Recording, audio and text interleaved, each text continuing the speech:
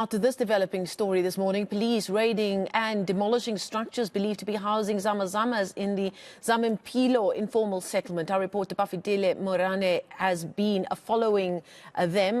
Bafedile, what can you tell us about what they're doing in that area and what kind of results they've had?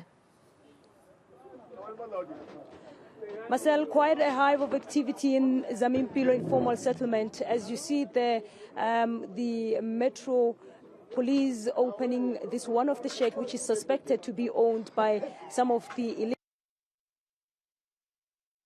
illegal hive of activities, as the police have vowed to take a stance against the illegal mining that seems to be very high in this place. But at this point, let me speak to the MMC for Public Safety from the city of Johannesburg, MMC Dr.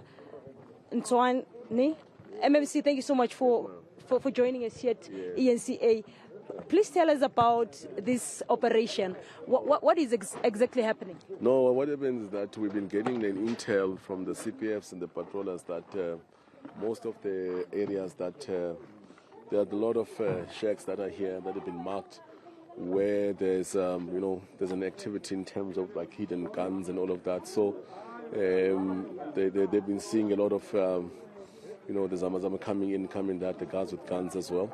So they've actually marked them up. You can see this shack that actually had been marked in red. So the community has requested staff to come in and do search and seizure. And then where there's no one, because they've not been occupied, many people that were here, they've been removed to actually flare-offs. So they've requested that where there's no one and the shack is just open, can we, through the EMS, to demolish it so that they actually can create a space and all of that. So that's basically what we're actually doing now currently. Yeah. Illegal mining seems to be a very serious challenge for South Africans at this point in time. But I heard you earlier on when you were addressing your members saying that you want to engage the Department of Minerals, maybe to legalize it. Yes. Look, this thing yesterday, after the big, the success of yesterday, where we managed to confiscate guns and all of that, we saw that this is like a serious mining activity. And people, they've actually designed a ball mill. Actually, people, they call that thing a penduga, but it's a ball mill. And you need to be a process engineer, study to actually to be able to design that thing there. So it's quite like fascinating that the community members and the people with no formal education, they're able to come up with that. So one of the things that we said, because look, I'm a deployee coming from the EFF, and the EFF has been advocating to saying that let us legalize this thing and create what is called a small-scale mining and empower these communities here. As you can see, there's abject poverty that is happening here.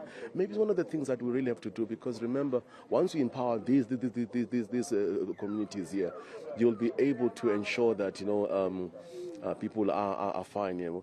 And then another thing that it's when you are empowering them, you look at the local content, okay? Local community, ensure that the communities locally are empowered, ensure that they have the ownership of this as well, That doesn't even stop the other people with funding that wants to come in and all of that, we can be able to really manage it. So I think this is one of the things that we can do, but we're going to be looking into that. We're just want to analyze now. I think we're going to go back into the drawing board to see what is really happening. What is this Zama Zama thing? Who stands to benefit? The whole food chain. Because yesterday I was not too excited to arrest the poor guy who's been mining there and all of that. But there are these individuals which are they call them the security of the Zama Zamas, of which they are fighting amongst each other, okay? And they form this kind of a syndicate or a group that is actually very vicious and dangerous. Those are the ones who invited us. We not really care about the poor guy and the community who are trying to make a living and do that. But we want those ones who are having a criminal element. And we want to follow it up, because communities that are telling us that even the patrollers, that there are cars, very nice, expensive cars, which are giving out money for these guys to go underground, and also, for the security. That's why there's a huge stampede which up and down, So we want to understand that and be able to come up with a proper plan of action, multidisciplinary.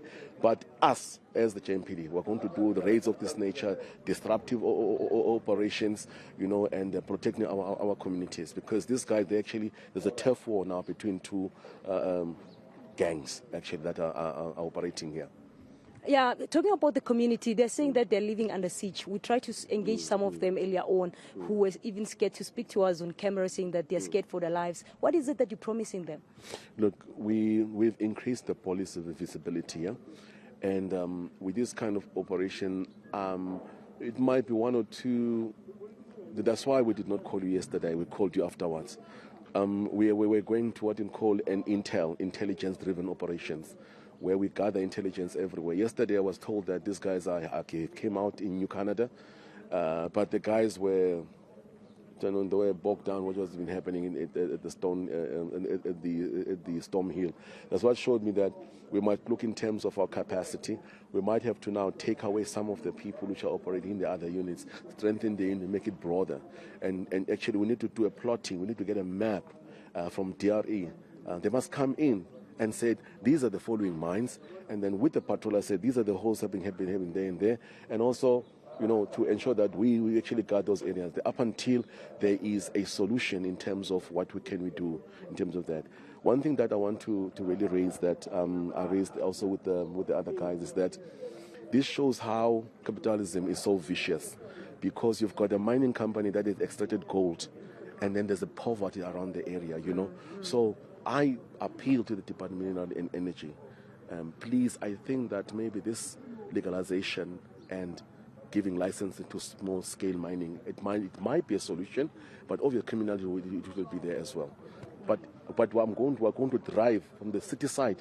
We're going to drive those things, those engagements. Okay. Yeah. Right. Okay. Thank you so much, MMC for Safety from the city of Johannesburg. We're seeing here, Marcel, the operation continuing. So the officers, the police officers, JMPD officers have now went inside.